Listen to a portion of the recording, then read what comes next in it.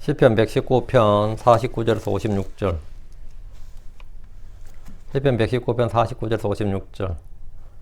순례의 집에서 54절입니다. 시편 119편 54절 말씀. 나의 순례하는 집에서 해놨네. 나의 순례의 집에서. 읽읍시다. 주의 법궤들이 나의 순례하는 집에서 나의 노래가 되었나이다. 예. 나의 순례의 집에서.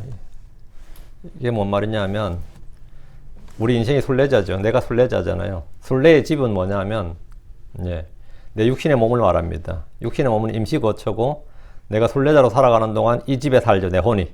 이 순례의 집에서 이 말은 내 육신의 몸 안에서 이 말이에요. 내 육신의 몸 안에서. 그 순례하는 집에서가 아니고 순례의 집에서. 예. 오늘은 시편 119편 일곱 번째 글자죠. 일곱 번째 글자가 이제 히브리 일곱 번째 글자가 자인이에요. 자인. 그러니까 자인인데 자인이 이 여덟 줄이 전부 다 라인이 전부 다 자인으로 시작하는 그 히브리어로 자인으로 시작하는 단락의 시편입니다. 우리는 여기서 순례의 집에서라는 주제로 주의 말씀을 공부하겠습니다. 성도들은 이 땅에서 순례자요 나그네입니다. 이것은 무슨 말인지 아는 사람, 이것이 무슨 말인지 아는 사람이 극히 적습니다. 불신자들은 이 땅에서 도망자요 방랑자이기 때문입니다. 하나님이 이 땅에 사람을 지으시고 주께서 친히 창조하신 땅과 그 안에 있는 모든 걸 다스리고 지배하게 하셨습니다. 창세기 1장 26절 28절 보시면 하나님께서 이르시되 우리가 우리의 형상으로 우리의 모양에 따라 사람을 만들고 그들이 바다의 물고기와 공중의 날짐승과 가축과 온 땅과 땅에서 기는 모든 기는 것을 지배하게 하자. 지배하게 하자. 이렇게 했는데 이 말씀은 사람의 존재 목적, 창조 목적을 밝혀주는 말씀입니다. 사람은 땅에서 살도록 지음받았습니다. 하나님 첫사람 아담에게 하늘에 살도록 해주겠다. 이런 약속을 한 적이 없습니다. 원래 사람은 처음부터 땅에 거주하도록 지음받았어요. 땅에 살도록 지음받았다고. 땅에서 있는 것들을 땅에 있는 걸 지배하도록, 통치하도록. 하나님 첫사람 아담에게 하늘에 살도록 해주겠다고 약속하지 않으셨고 아담은 그런 꿈 자체를 가진 적이 없습니다. 난 하늘에 올라가는 게 소망이야. 이런 꿈 자체를 가진 적이 없습니다. 아담이 죄를 짓지 않았다면 땅에서 영원히 사는 것이지 어느 정도 살다가 하늘로 옮겨가서 사는 것이 아닙니다. 아담은 순례자가 아니었다 이 말입니다. 영원히 땅에 거주하는 사람이었지. 창세기 1장 28절 하나님께서 그들에게 복을 주시고 하나님께서 그들에게 이르시되 다산하고 번성하여 땅을 채우라 땅을 정복하라 또 바다의 물고기와 공중의 날짐승과 땅 위에서 움직이는 모든 생물을 지배하라 했는데 하나님 첫사람 아담에게 하늘을 약속하신 적이 없습니다. 분명히 땅을 지배하라 그랬죠. 땅을. 하늘은 본래 사람들이 주신 것이 아닙니다. 그런데 지금 우리는 이 땅이 우리가 살 곳이 아니라고 다 말합니다. 크리스천들은 누구나 다 그렇게 말합니다. 하나님께서는 땅을 주셨고 땅에 살라고 하셨지 하늘에 살라고 하지 않으셨는데 사람을. 그래서 땅에 흙으로 지었지 하늘에 살라고 했으면 땅에 흙으로 안 지었겠죠. 땅에서 살라고 땅에 흙으로 지은 거예요. 근데 이제 사정이 바뀌었다고. 이게 뭐냐, 아담이 범죄한 후로 사람은 땅에서 영원히 사는 존재가 아니라 잠깐만 살다가 죽는 존재가 되었습니다. 그럼 잠깐만 살다가 죽어버리면 이 혼을 어찌할 것인가 이거죠. 사람은 기껏 70이고 강건하면 80인데 짧은 날들을 살다가 갈 뿐입니다. 이 70, 80 인생 운 나쁜 100살도 살아요. 진짜 운이 더럽게 안 좋으면 100살도 산다고. 그 70, 80 강건하면 80이다. 여기까지가 딱 좋아요. 여기까지가. 내가 살고 있는 이 몸은 흙으로 돌아가고 영은 그것을 주신 주님께로 돌아갑니다. 그럼 혼이 가는 것이 어딥니까? 하늘 아니면 지옥입니다. 그러다 사람은 이 땅에서 나그네의 순례자로 합니다. 이 땅은 우리가 영원히 살 곳이 아닙니다. 우리의 혼은 우리 몸에 영원히 거하지 않습니다. 우리 몸은 장막으로 우리가 이 땅에서 잠깐 머무는 곳입니다. 야곱은 자신이 이 땅에서 순례자임을 파라오 앞에서 이렇게 말했습니다. 창세기 47장 9절에 야곱이 파라오에게 이르되 내 순례의 길의 횟수의 날이 130년이니이다. 내 삶의 횟수의 날이 얼마 안 되고 험악하였으며 내 조상들이 순례하던 때에 그들이 누린 삶의 횟수의 날에는 미치지 못하나이다. 인생을 뭘로 본 거죠? 순례한다. 순례자다. 이거 인생의 날들을 순례하는. 야곱은 자신이 이 땅에서 영원히 사는 것이 아니라 잠깐 지나가는 삶임을 알았습니다. 아브라함이나 이삭이나 야곱은 그들이 그 땅에서 잠시 살다 죽으면 그들의 혼이 낙원에 간다는 것, 그리고 마지막 날에 몸에 부활이 있다는 사실을 분명히 알았습니다. 구약 성도들은 다 부활신앙이 있었습니다. 그래서 지금 우리가 사는 이 땅에서의 삶, 육체 안에서 사는 삶은 순례자요 나그네의 삶입니다. 출애굽기 6장 4절에 또 내가 그들과 더불어 내 언약을 세워 가나안 땅 즉 그들이 나그네로 지냈던 곳 그들의 순례의 땅을 그들의 주기로 약속하였으며 그들의 순례의 땅이 뭐죠? 아브라함, 이삭, 야곱이 살던 가나안 땅을 순례의 땅이라 그런 거예요. 그들의 순례의 땅을 그 땅을 그들의 영혼이 주신다고 하셨는데 그곳은 뭐야? 순례의 땅이다 이 말이에요. 그들은 거기서 그냥 70, 80 살다가 어디로 간다 이거예요. 그 어디가 어디냐 이거 우리는 알죠. 주님 아브라함, 이삭, 야곱이 살았던 가나안 땅을 그들이 나그네로 지냈던 곳 그들의 순례의 땅이라고 합니다. 불교나 힌두교는 뭐냐? 구천을 떠돌 그들은 하늘이 없어요. 구천을 떠돌다가 다시 뭐죠? 윤회에서 어디 오는 거죠? 또 땅으로 오는 거. 환생은 땅이에요. 그들은 갈 곳이 없어. 어디 떠돌다가 결국은 또 땅으로 와야 그게 제일 잘난 거야. 응? 어쨌든 그 뭐 전생, 이생, 삼생 해봐야 그 아무 의미 없어. 전생이든 현생이든 뭐 내세든 결국은 땅이라고. 돌고 돌아 땅이라고요. 응? 결국 땅이라. 그건 해결책이 없어. 그들이 나그네로 지냈던 곳 그들의 순례의 땅 이랬지. 순례의 땅. 이 땅은 우리가 나그네로 지내는 곳이고 순례의 땅입니다. 여러분이 그곳이 뭐 미국이든 한국이든 어디 상관없어요. 순례의 땅이라고. 그럼 우리의 본향은 어디입니까? 우리의 본향은 어디냐? 저 하늘입니다. 하늘은 우리가 영원히 살 집이 있습니다.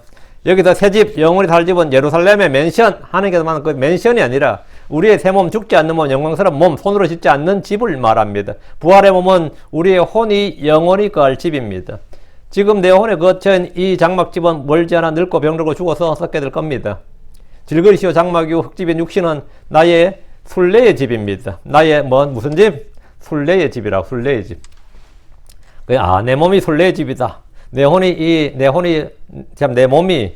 이 천막, 장막이다. 내 혼이 흙집이다. 내 혼이 잠시 임시 거주지다 말이에요. 임시 거주지다. 이 사실을 여러분이 잘 알고, 내가 이 몸이 순례의 집이다. 이 사실을 지금 기억하시면 오늘 하나님 말씀을 건지는 거예요. 이 땅에 사는 성도들 모두가 나그네고 순례자들입니다. 이 땅, 이 지구 말이에요. 이 지구란 이 땅에, 이 몸은 우리가 영원히 살아야 되는 것이 아닙니다. 믿음의 조상들은 모두 그들이 이 땅에서 나그네의 순례자라고 고백했습니다. 히브리서 11장 13절에 이들은 나 믿음 안에서 죽었으며 약속하신 것들을 받지 못하여서 내 멀리서 그것들을 보고 확신하며 끌어안았고 또 땅에서는 자기들이 나그네의 순례자라고 고백하였으니 믿음의 사람들이 이 땅에서 그들이 나그네의 순례자임을 알았고 믿었고 고백했습니다. 이 땅은 영구한 거처가 아닙니다. 땅은 우리가 잠깐 살다 가는 곳이고 잠깐 머물다 가는 곳입니다. 지금 우리의 몸은 죄의 몸이고 천한 몸이고 사망의 몸이기 때문에 우리의 혼은 여기에 잠시 거할 뿐 영원히 살 수가 없습니다. 저 하늘에 더 낫고 영구한 실체가 있습니다. 저 하늘에 영구한 집, 영구한 도시가 있습니다. 고린도후서 5장 1절에 만일 땅에는 우리의 이 장막집이 해체되면 땅에는 우리의 장막집 어떤 거예요? 이런 콘크리트 건물 말하는 게 아니잖아요. 우리의 이 장막집 할 때 이 몸을 말하죠. 육신의 몸을. 이 장막집이 해체되면 하나님의 건물과 손으로 지은 집이 아니라 하늘들에 있는 영원한 집이 우리에게 있는 줄 우리가 아느니라. 그러니까 하늘들에 있는 영원한 집 그 뭐죠? 영적인 몸이죠. 부활의 몸, 영광스러운 몸을 말합니다. 그 몸이 우리에게 있는 줄 안다고. 거기서 혼은 거기 그 몸 안에 딱 들어가 살게 되면 뭐죠? 이제는 영원히 사는 거예요. 그건 일시적인 약속 아니라 영원히 산다고. 자, 본문 보겠습니다. 49절입니다. 시편 119편으로서 49절. 네. 주의 종에게 하신 말씀을 기억하소서. 그 위에 주께서 나로 하여금 소망을 두게 하셨나이다. 주의 종에게 하신 말씀을 기억하소서. 예. 그 위에, 그 말씀 위에 주께서 나로 하여금 소망을 두게 하셨나이다. 일반적으로 말씀을 기억하라고 하면 우리가 주의 말씀을 기억하라 이 말입니다. 우리는 주의 말씀을 듣고 읽고 깊이 생각하고 그것들을 기억해야 됩니다. 이것은 주의 명령입니다. 그런데 지금 시편 기자는 주의 종에게 하신 말씀을 기억하소서라고 합니다. 주님은 그분이 친히 하신 말씀을 잊을 수 없습니다. 그분은 거짓말하실 수 없는 분입니다. 그분은 친히 하신 말씀을 잊거나 부인하실 수 없습니다. 그분은 사람이 아니시기 때문입니다. 우리는 때로 주의 말씀을 기억하고 그 말씀을 근거로 주께 무언가를 구할 수 있습니다. 주의 말씀, 주의 약속을 기억해달라고 촉구할 수 있습니다. 느헤미야 1장 8절에 보면 간청하건대 전에 주께서 주의 종 모세에게 명령하신 말씀을 기억하시옵소서. 사람이 하나님에게 말씀을 기억하라는 거예요. 보통 하나님이 사람에게 말씀을 기억하라, 내 법도를 기억하라 이러잖아요. 근데 지금 사람이 하나님에게 주의 종 모세에게 명령하신 말씀을 기억하시옵소서 이랬습니다. 자비의 은혜를 구할 때 주의 말씀을 근거로 구하는 겁니다. 시편 기자도 지금 이 본문에서 주의 종에게 하신 말씀을 기억하소서 했습니다. 그는 주께 받은 말씀이 있었고 그것을 기억하고 있었습니다. 사람이 주의 말씀을 기억하면 믿음과 소망이 생깁니다. 혼이 새롭게 되고 깨어납니다. 죄인들이 주의 말씀을 기억하면 회개하게 됩니다. 주의 종들이 끊임없이 하는 일이 성도들에게 주의 말씀을 기억하게 하는 겁니다. 주의 말씀을 기억하게 하는 것, 기억나게 하는 것. 그것이 목자의 사역이에요. 반면 우리는 받은 말씀, 기억하는 말씀을 가지고 주께 주여 말씀을 기억하옵소서 이렇게 주께서 하신 말씀을 기억하소서 이렇게 촉구할 수 있죠. 이게 뭐냐? 믿음의 기도예요. 주의 말씀을 기억하소서, 주의 말씀대로 행하시옵소서, 주의 말씀대로 이루어지이다 이렇게 막 기도하는 게 그게 믿음의 기도라고요. 그게 믿음의 기도예요. 믿음의 기도라는 게 뭐냐? 하나님께 하나님의 말씀을 기억하게 그 말씀을 이루도록 계속 청원하는 겁니다. 그 간구하는 거예요. 그 위에 주께서 나로 하여금 소망을 두게 하셨나이다. 그 위에 그 이유가 뭐죠? 앞에 주의 종에게 하신 말씀이니까 당연히 그 위가 뭐죠? 주의 종에게 하신 말씀이죠. 주의 종에게 하신 말씀 위에 주께서 나로 하여금 소망을 두게 하셨나이다. 우리는 어디에 소망을 두는가? 누구에게 소망을 둬야 하는가 보여주는 말씀입니다. 하나님은 내게 하신 말씀, 내게 주신 말씀 위에 소망을 두게 하십니다. 예수 그리스도가 우리의 소망이시고 그분이 주신 말씀이 우리의 소망입니다. 말씀 위에 둔 소망은 결코 실망으로 바뀌는 법이 없습니다. 말씀 위에 둔 소망은 반드시 성취됩니다. 사람에게 어떤 소망을 두고 신뢰를 두면 반드시 뭐가 되죠? 예, 배신을 당하거나 실망을 하거나 참 거짓되도다 헛되도다 이런 게 막 나오잖아요. 그리고 막 참 눈물 나죠. 솔직히 진짜 믿은 놈한테 뭐 된다고. 하나님 말씀에 소망을 둬서 그 말씀이 나에게 실망과 남기거나 배신을 때리거나 그게 헛되거나 이런 거는 있을 수 없다 이거예요. 하나님 말씀은 실망으로 바뀌지 않는다. 결코 헛되지 않는다 이거. 50절. 이것이 나의 고난 중에 내 위로가 되었나이다. 내가 이것이 당연히 뭐겠어요? 주의 종이 하신 말씀이지. 내가 소망을 둔 말씀. 이 말씀이 말이에요. 나의 고난 중에 내 위로가 되었나이다. 이는 주의 말씀이 나를 되살렸기 때문입니다. 왜 위로가 된 거죠? 말씀이 나를 되살렸기 때문이다고. 나를 소생케 했다고. 내게 힘을 주고 강하게 했다 이 말이에요. 이것이 나의 고난 중에 위로가 되었나이다 했는데 여기서만 이것이 뭡니까? 앞에서 이어주고 있잖아요. 주께서 내게 주신 말씀. 내가 그 위에 소망을 둔 말씀을. 우리가 어떤 고난 중에 있을 때라도 주께 받은 말씀을 기억한다면 그 말씀이 내게 위로가 됩니다. 말씀을 기억할 수 있다면 우리가 기억한다는 말은 까먹지 말고 기억해 이 정도로 이제 생각하는 일인데 단디 기억해라 잊지 말고 단단히 기억해라 이 말은 뭐죠? 그 말씀을 꽉 잡으라 이 말이에요. 우리가 기억하라는 뜻이 우리 누구에게 기억해라 명심해라 할 때 뭐죠? 기억하란 말이 이제 좀 더 강하게 하는 말이 명심이죠. 잭일명자 마음심자예요. 마음에다가 새겨두라 이 말인데 기억하라는 말을 이제 강하게 하는 게 명심하라 이 말이에요. 그 말씀을 중시하고 그 말씀을 꽉 잡으라 이거예요. 그 말을 절대로 놓치거나 잊지 말라. 이게 기억하라거든요. 우리가 하나님 말씀을 기억한다 할 때 기억이라는 것은 그런 거예요. 그냥 단순히 내가 그 기억이 나는데 그런 기억나는데 아니 그게 그런 개념이 아니고 기억나는데 그런 개념이 아니고 그 말씀을 확고하게 굳게 붙잡는 게 그게 기억이라고. 그게 성경적으로 말할 때 remember가 그거예요. 우리가 어떤 고난 중에 있을 때라도 주께 받은 말씀을 내가 내 마음속에서 기억한다면 말이죠. 그 말씀은 뭐가 된다? 나의 고난 중에 위로가 되었나이다. 위로가 됩니다. 위로는 마음을 강하게 하는 힘이란 뜻이에요. 위로가. 그 comfort라는 게 뭐냐면 마음을 강하게 하는 힘입니다. 로마 15장 4절에 무엇이든지 전에 기록된 것은 우리의 배움을 위하여 기록되었으니 이것은 우리가 성경 기록들이 주는 인내와 위로를 통해 소망을 가지게 하려 함이니라. 우리가 성경 기록들이 주는 인내와 위로를 통해 성경 기록이 뭘 준다? 인내와 위로를 준다고. 성경 기록이 주는 인내와 위로. 성경이 우리에게 주는 게 많이 있는데 그 중에 하나가 인내와 위로예요. 그 다음에 소망을 가지게 하려 합니다. 성경 기록들이 주는 인내와 위로를 통해 소망을 갖는다. 이 소망이 참된 소망입니다. 이 소망이 복된 소망이에요. 성경 기록들을 통해 얻는 소망이 참 소망이고 복된 소망이에요. 이게 영광스러운 소망이고 이게 산 소망이라고. 그렇지 않은 건 뭐죠? 그렇지 않고 성경 기록에 근거하지 않고 갖는 희망, 소망은 뭐죠? 그거는 허망한 거죠. 그 망상이라고 그래요. 영적 망상이라고 그럽니다. 그냥 자기 건 희망상이라고 해요. 성경 기록들이 주는 위로란 말씀에 주목하시고 성경 우리를 위로하는 거 네 가지를 말하는데 하나님 위로, 성령의 위로, 위로자 성령, 성경의 위로, 성경이 주는 위로, 그리고 성도들의 위로입니다. 성도들이 서로 위로하라고. 이 성경에 네 가지 위로가 나와요. 이 위로로 우리가 위로를 받는 거지. 성도는 그러므로 이 말씀들로 서로 위로하라 이 명령을 받았는데 사람을 위로하는데 필요한 한 가지가 주의 말씀들입니다. 여러분이 힘들 때, 고통스러울 때, 삶의 의욕이 전혀 없을 때 위로를 받은 말씀이 뭡니까? 여러분 위로를 받은 말씀 어떻게 소망을 갖게 되고 힘을 갖게 된 말씀이 뭐냐고. 그리고 내가 강하게 된 힘을 얻어서 강하게 된 그 말씀이 뭐냐 이게. 주의 말씀이 영이요 생명입니다. 주의 말씀은 믿는 사람들 안에서 효력있게 합니다. 말씀이 주는 힘과 위로는 현실의 모든 고난들을 넉넉히 이기게 해줍니다. 좀 신앙생활 하려고 그러는데 자꾸 집안에 일이 터져요.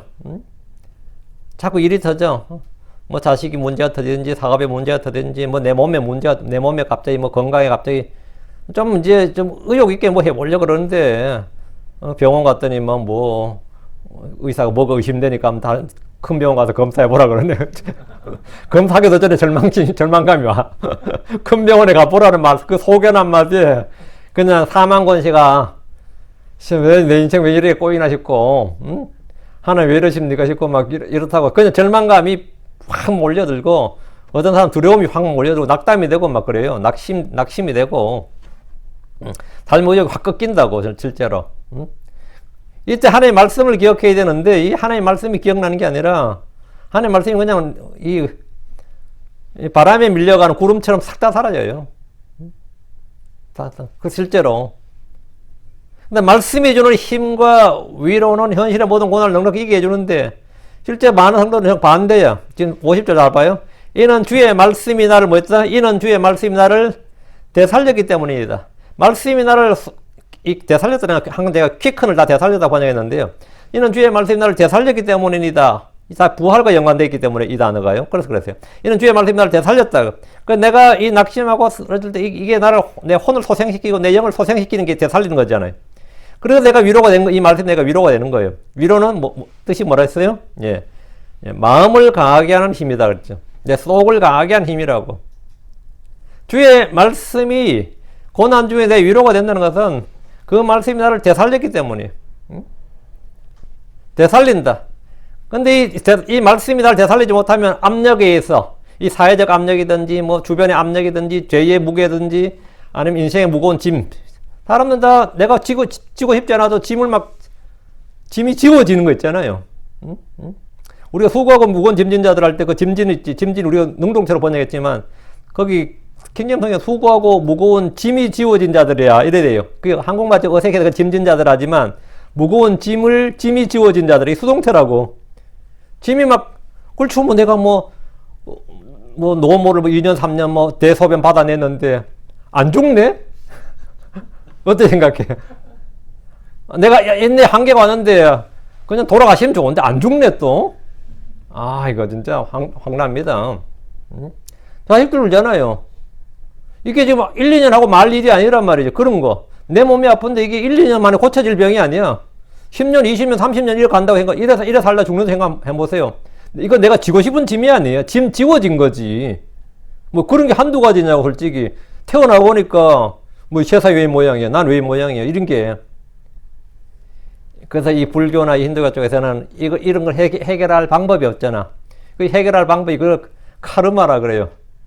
다 인과관계로 해결하는 거 카르마라 그러는데, 그 카르마 해결할 방법이 없으니까 다 전생에 돌리는 거야. 전생에 누군지 있을까, 알 게 뭐야. 근데 어쨌든 제대로 모르니까 그냥 그렇게 하면 내 마음은, 내 탓 아니라는 해서 될 거 아니야. 내 탓은 아니다. 내 탓 아니지. 근데 우리에게는 해결책이 있잖아요. 그 짐을 누구에게 맡기라고? 주님께 던져 맡기라잖아요. 너희 모든 짐을 주께 던지라잖아요. 너희 모든 염려를 주께 던지라고. 우리에게는 해결책이 있어요. 이게 다른 종교와 기독교의 차이야. 다른 종교는 그냥 수용하라야. 그냥 수용해야 돼. 어떨 건데 지금. 그냥 인연이려니 전생에 뭐 엿보려니 하고 뭐 뿌린대로 거두려니 하고 그냥 수용하는 게 다지. 체념하는 게 다지만 우리는 뭐예요? 그 해결자가 계신다고.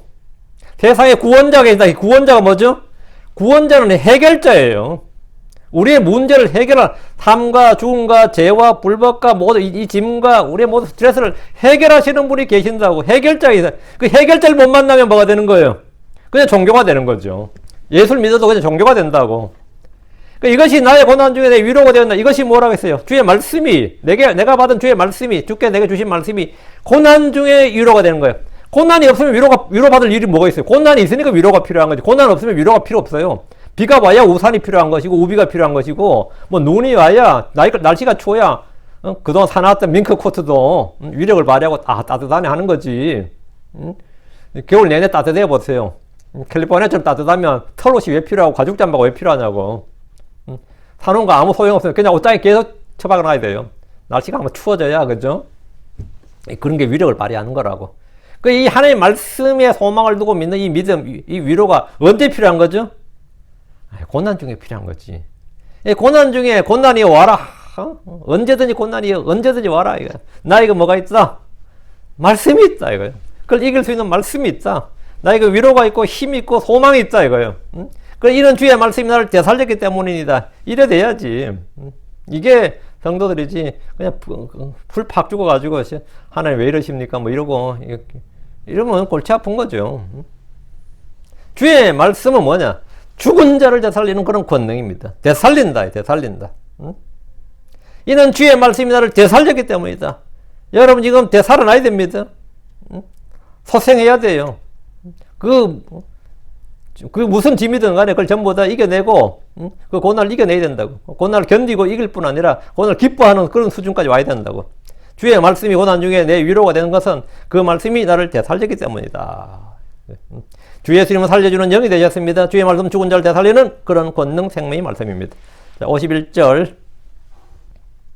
교만한 자들이 나를 크게 조롱하였나이다. 그럼에도 나는 여전히 주의 법을 거절하지 아니하였나이다. 교만한 자들이란 자기를 높이는 자고 마음을 높이는 자란 뜻입니다. 그게 교만이에요. 마귀는 자기를 높이는 교만한 자고 모든 교만한 자녀들을 다스리는 왕입니다. 하나님은 교만한 자들을 끌어내리십니다. 교만한 자를 흩으십니다. 교만한 자녀들을 멀리서 하십니다. 시편 138편 6절에 주께서는 높이 계실지라도 그럼에도 겸손한 자에게 관심을 기울이시나이다. 그러나 교만한 자는 그분께서 멀리서도 아시나이다. 교만하다는 말은 뭐냐면 하나님보다 자기를 약간 높이는 거예요. 하나님이나 하나님의 말씀보다 자기를 높이는 게 교만입니다. 사람들이 말할 때 교만은 뭐예요? 자기보다 더 잘난 척하면 다 교만하다 그래요. 자기가 생각할 때 나는 이제 별로 저 사람 인정하지 않는데 앞에서 잘난 척을 하는 거예요. 보니까 자기보다 더 잘난 것처럼 보이거나 말하고 행동해. 그러면 눈꼴 시죠. 그럼 한국 사람들은 저 사람 참 교만하네 그래. 참 교만하네. 그 교만의 기준이 뭐죠? 자기야. 그 앞에서 뭐 성경 이야기 쭉쭉 하고 하면 배울 점이 많네. 그러지 않고 말이야. 교만하네. 그래요. 나한테 교만하네 한 사람들 대부분 다 그런 사람들이야. 윤영재 교만하다는 사람들 하나같이 보면 이 성경 이야기하거나 뭐 할 때 한 방 먹거나 깨짐하면 형제가 말씀을 좀 받으셨네. 아니면 뭐 말씀에 내가 배울 점이 많네. 이런 사람 아무도 없었습니다. 다 하나같이 나타나는 반응이 뭐냐면 참 윤영재 교만하네 이래요. 완전 환장해 진짜로. 내가 뭘 교만하다는 거야 대체. 교만하다는 의미가 그거야. 내 앞에도 그냥 찌그러져 있고 내가 하는 말 그냥 앉아 듣고 있어. 근데 듣고 안 있으면 뭐가 되는 거죠? 형제는 그건 아닌 것 같습니다. 이 순간에 뭐가 되는 거죠? 나이도 어린 놈이 이래 되거든. 이제는 뭐 그런 말은 못 할 거야. 나이도 어린 놈은 이제 아니거든. 이제 50 넘었으니. 그때는 30대나 20대는 뭐 완전히 그건 아닌 것 같습니다. 그건 아닌 것 같습니다. 이 말하는 순간에 그냥 나는 이제 교만한 놈 되는 거야. 그건 아닌 것 같습니다. 하는 순간에. 성경에 말하는 교만은 그런 말은 아니죠. 전혀 그런 뜻은 아니죠. 하나님의 말씀의 자신을, 하나님의 말씀을 판단하는 자가 되고, 하나님의 말씀을, 약간, 그 말씀의 자신의 생각을 약간 얻는 사람들, 그게 다 교만한 자입니다. 주님은 교만한 자들을 안다. 교만한 자들을 미워하신다. 주님은 교만한 자들 대적하시며 물리시십니다. 야고보 4장 6절에 그러나 그분께서는 더 많은 은혜를 베푸시나니 그러므로 그분께서 이르시되 하나님은 교만한 자들을 물리치시나 겸손한 자들에게는 은혜를 베푸시느니라. 베드로전서 5장 5절에도 하나님께서 교만한 자는 물리치시고 겸손한 자에게는 은혜를 주시느니라. 불신자들이 크리스천들을 조롱하고 육신에 속한 자들이 영적인 성도들을 조롱하듯이 교만한 자들은 주의 말씀에 소망을 두는 자들을 조롱합니다. 본문에는 지금 크게 조롱하였다고 하는데 세상이 크리스천들을 보는 관점과 태도입니다. 이것은 어느 시대나 그랬습니다. 이것은 이상한 일이 아닙니다. 크게 조롱한다. 다시 51절.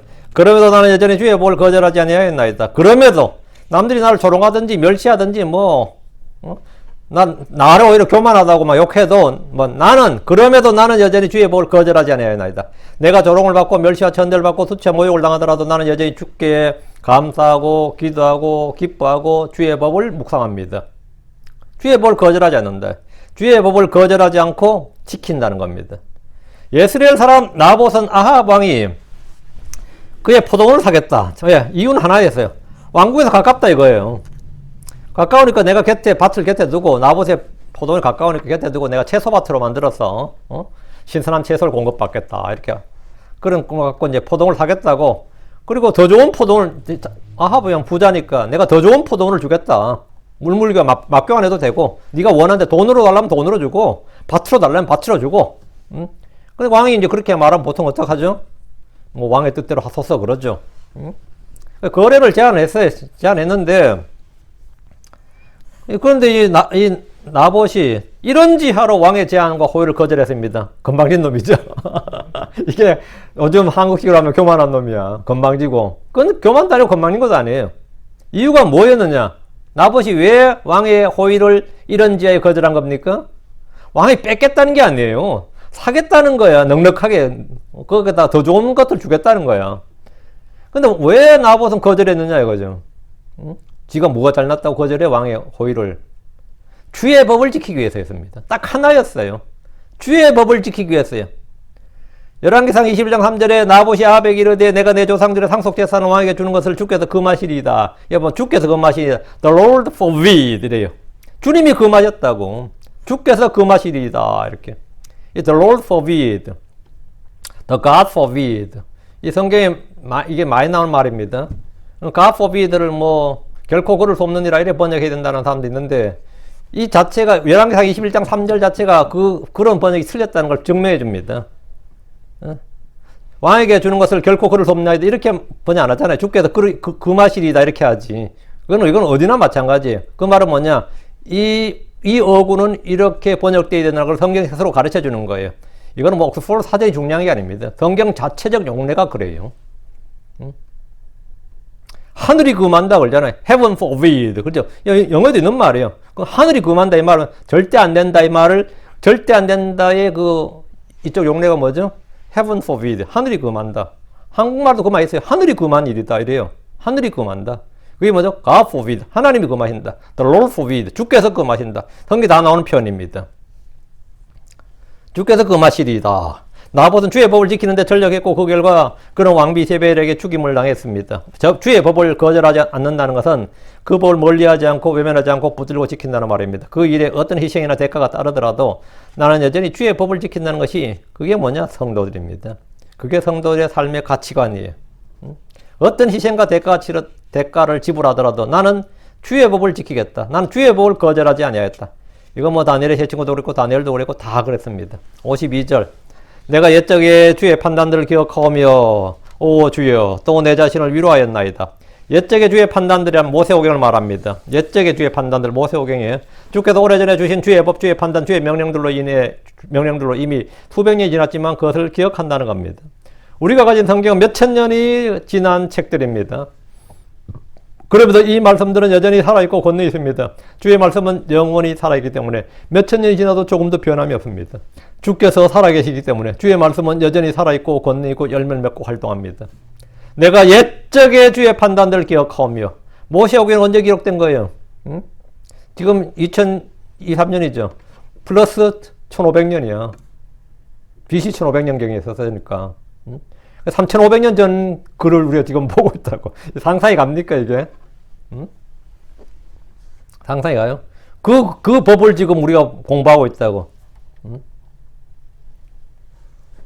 내가 옛적의 주의 판단들을 기억하며, 시편 기자는 옛적의 주의 판단들을 기억하는데, 이는 우리도 마찬가지입니다.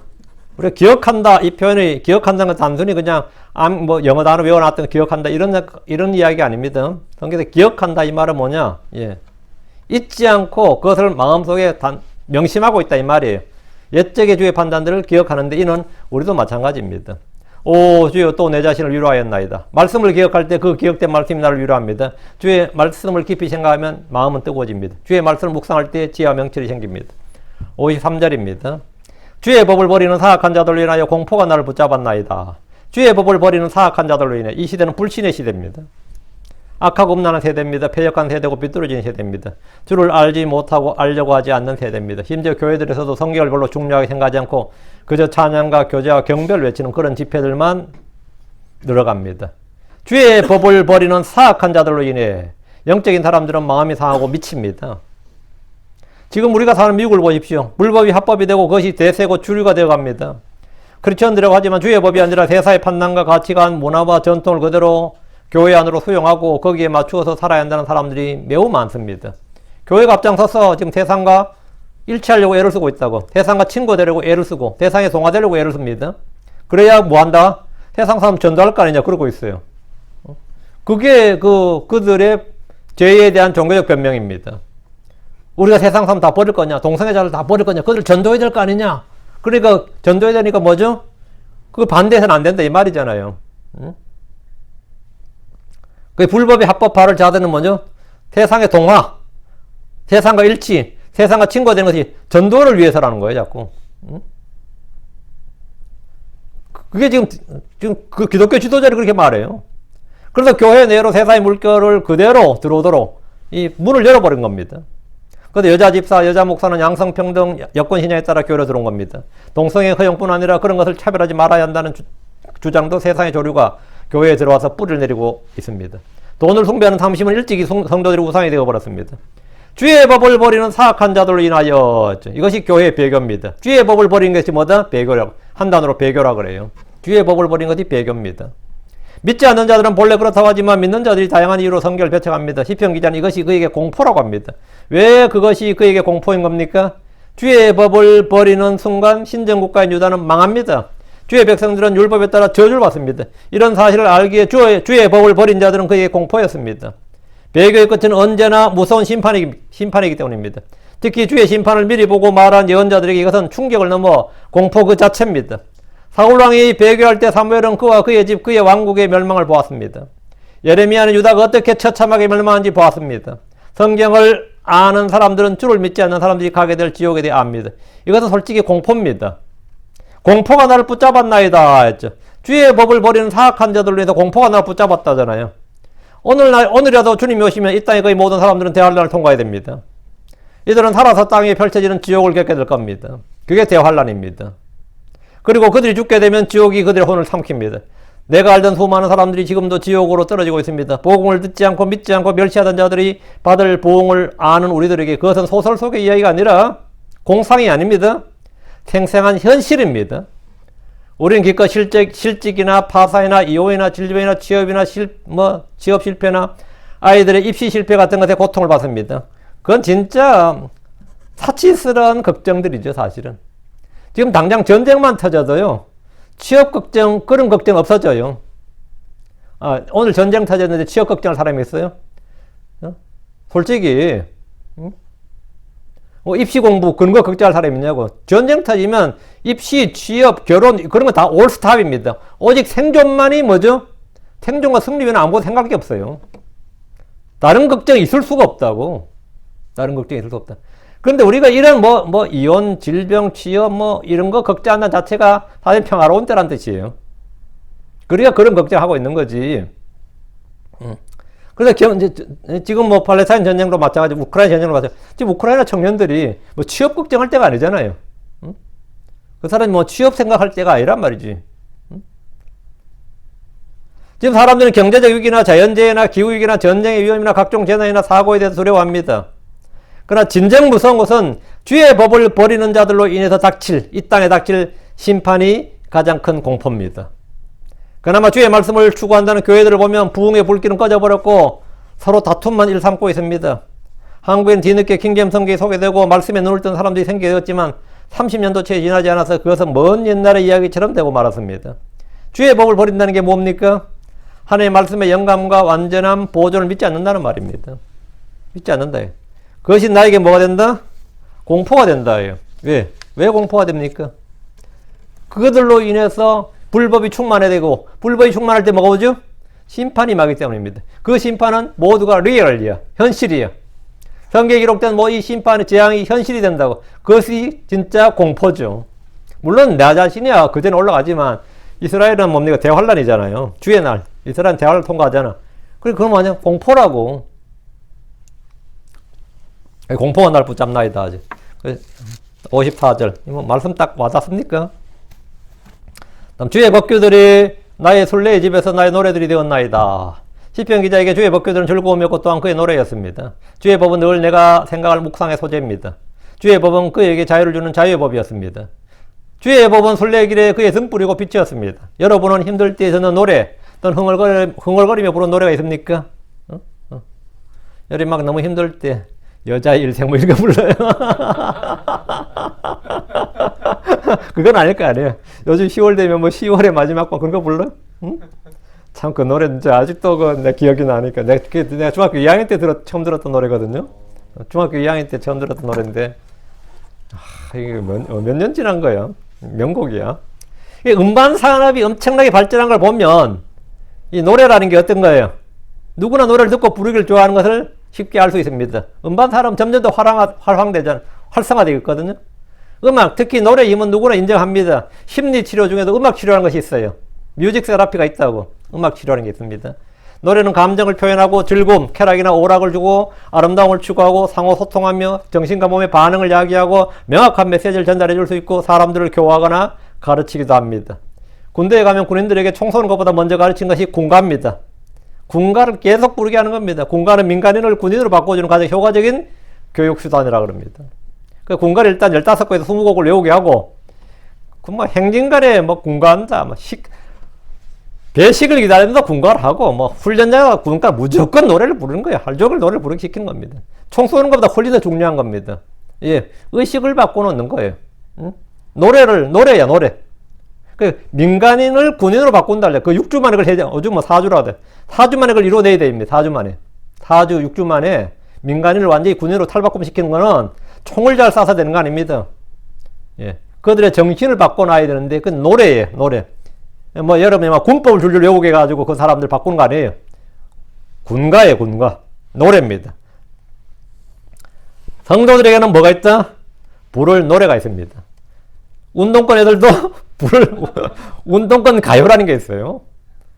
그래서 그걸로 자기들 의식화하는 겁니다. 그 노래라는 게 그런 교육 효과가 있는 겁니다. 의식교육 효과가 있고.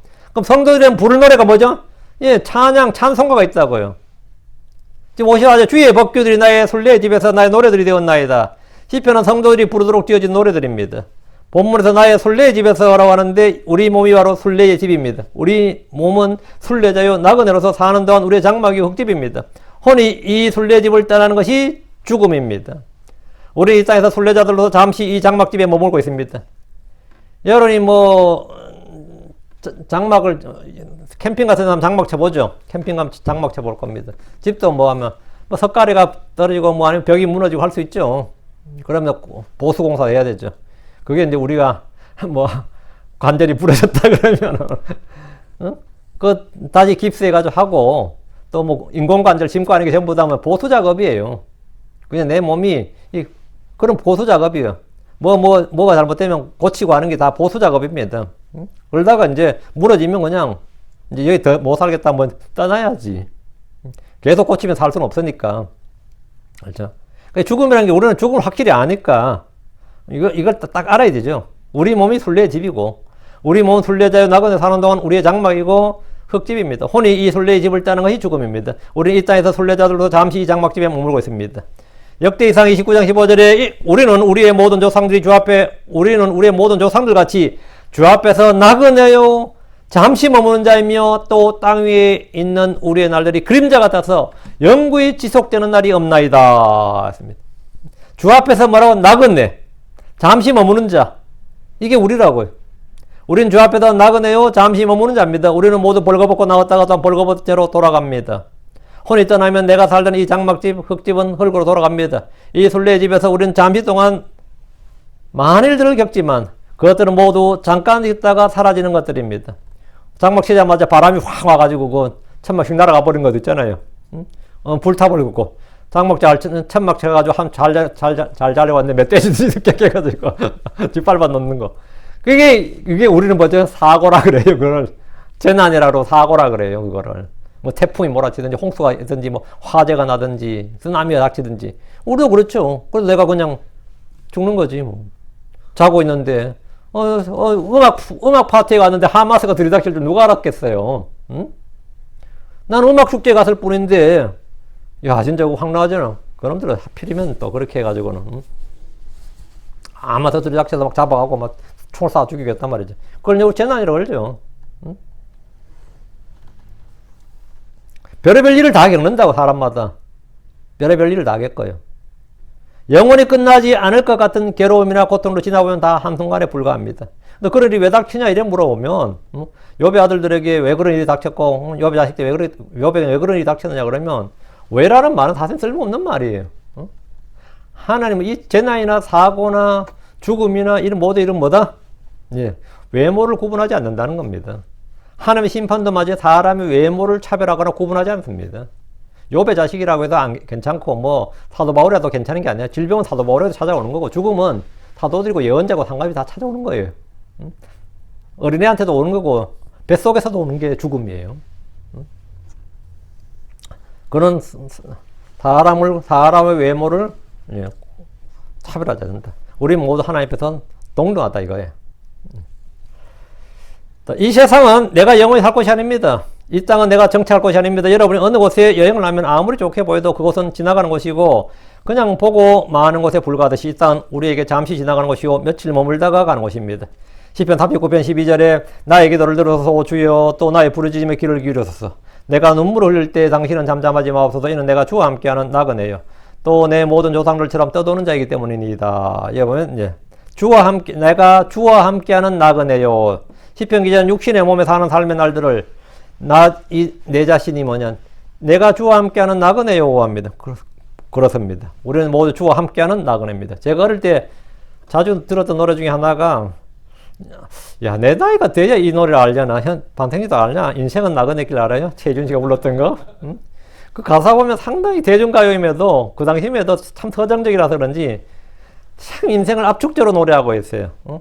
인생은 나그네길, 인생은 벌거숭이, 뭐 그런 식으로 1절, 2절 그러는데, 그거 참 인생을 참 압축적으로 잘, 어떤 건 복음성과 같아. 복음성과 같다고, 그게. 인생에 대해서 노래한 거는. 근데 이제 거기는 그 노래는 가사만 보면 꼭 복음성과 같은데, 허무가 배경에 깔려있죠. 그 가사에는 주님이 없으니까 허무가 배경에 깔려있다고. 인생은 나그네길 하는데, 들어보면 허무가 벽에 깔려있어요. 밑바닥에. 크리스천들에게 인생은 어디서 와서 어디로 가는지 모르는 그런 나그네길이 아니고, 나그네길이라는 건 우리 순례자라는 건 뭐냐? 나그네라는 건 뭐냐? 알아요. 그 노래랑 좀 다른 거지. 우리는 어디서 와서 어디로 가는지를 모르는 나그네가 아니고, 어디서 와서 어디로 가서 어디에서 누구와 함께 살지도 압니다. 알아요. 우리는 순례자이지, 방랑자가 아니기 때문입니다. 베드로전서 2장 11절에 극진히 사랑하는 자들아 나그네와 순례자인 너희에게 내가 간청하노니 성경 크리스천들 나그네와 순례자인 너희 했습니다. 나그네와 순례자인 너희 이건 뭔 말이에요 이게? 우리는 갈 데를 알고 가야 할 곳을 안다고요. 가서 누구와 함께 그 아닌지도 안다고. 나는 내가 오늘 죽으면 어디서 영원히 사는지를 압니다. 누구와 함께 사는지를 안다고 즉각적으로. 이게 얼마나 복된 일이에요. 55절입니다.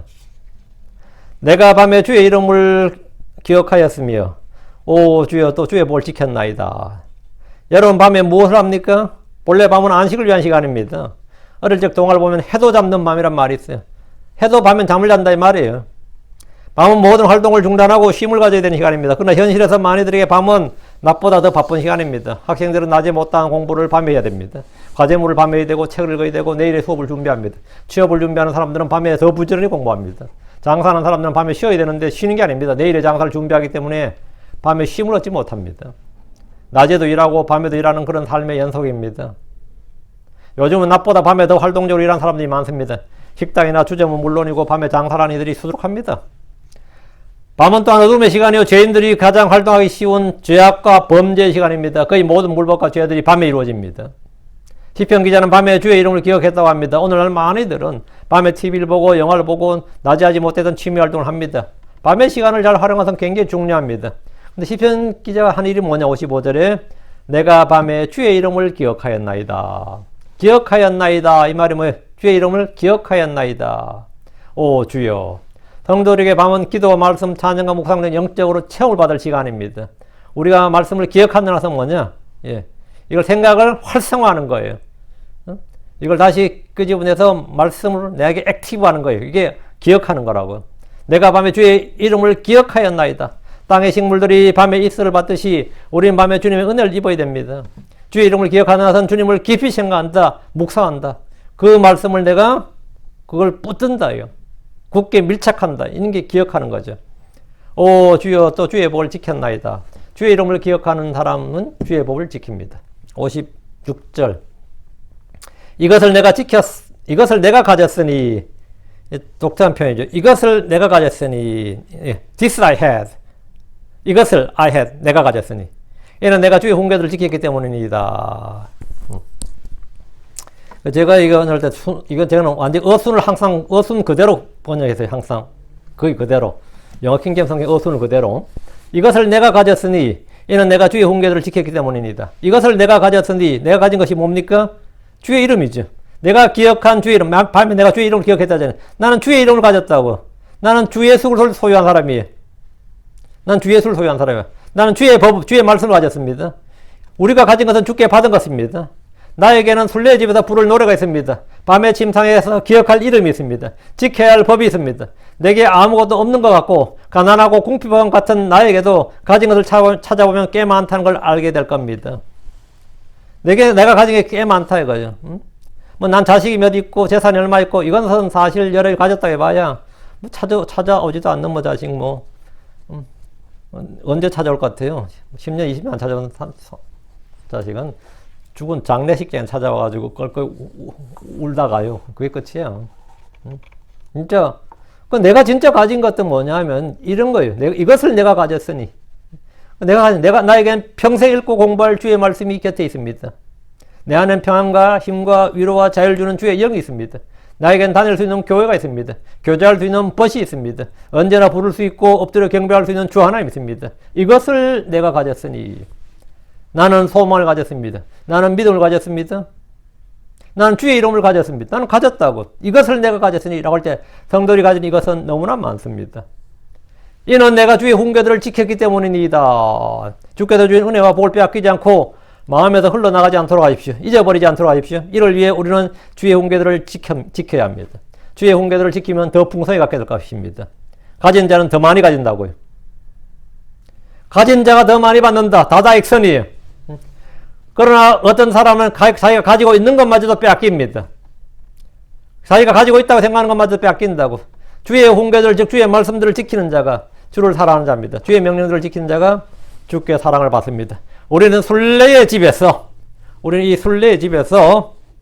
주의 법을 가지고 주의 이름을 가지고 그렇게 그것을 기억하고 사는 겁니다. 그럼 그것이 나에게 위로가 되고 힘이 되고 소망이 되고 확신이 되는 겁니다. 위로가 된다는 것은 위로가 뭐라 했어요? 내 마음을 강하게 하는 힘. 그게 바로 위로라 그랬어요. 기억하였나이다. 이 기억이란 성경에서 말하는 기억이란 건 뭐냐 이게. 단순히 전화번호 기억하다시피 그 기억이 아닙니다. 그 사람 이름이 까먹었다 기억했다 그게 아니고 기억하였나이다 이 말은 잊지 않게 계속해서 그 말씀을 굳게 붙들고 그것을 내 마음속에 계속 액티브 활성화했다는 게 기억이에요. 오케이, 오늘 여기까지. 오늘 가지고 계속해서 시편을 다루는데 이 시편 119편 말씀을 통해서 여러분이 큰 은혜와 교훈을 받길 바랍니다. 기도합니다. 위대하고 거룩한 주 하나님 감사합니다. 하나님 오늘 주신 말씀을 한번 보겠습니다. 아버지 하나님 이 말씀의 그 풍부함, 그 말씀의 풍성함을 다 전할 수는 없지만 아버지 하나님 참 그 일부를 전달했습니다. 사랑 아버지 하나님 성도들에게 지혜와 힘을 주셔서 또 듣는 귀를 주시고 깨닫는 마음을 주셔서 말씀을 잘 받게 해주시고 또 큰 깨달음을 얻게 해주시며 이 순례의 집에서 살아가는 동안 우리가 이것을 가졌으니 하는 우리가 가진 것들을 굳게 잡고 흔들리지 않게 해주시옵소서. 우리는 믿음을 가졌고 주의 말씀을 가졌습니다. 무엇보다 주의 이름을 가졌고 주님을 소유했습니다. 주님께 주신 성령이 있고 주께 받은 은혜가 있습니다. 사랑 아버지 하나님 말씀이 이 마음에서 빠져나가지 않게 해주십시오. 늘 이 말씀을 기억하게 하여 주시옵소서. 사랑 아버지 하나님 잊지 않게 하여 주십시오. 감사드립니다. 주의 성기도합니다. 아멘.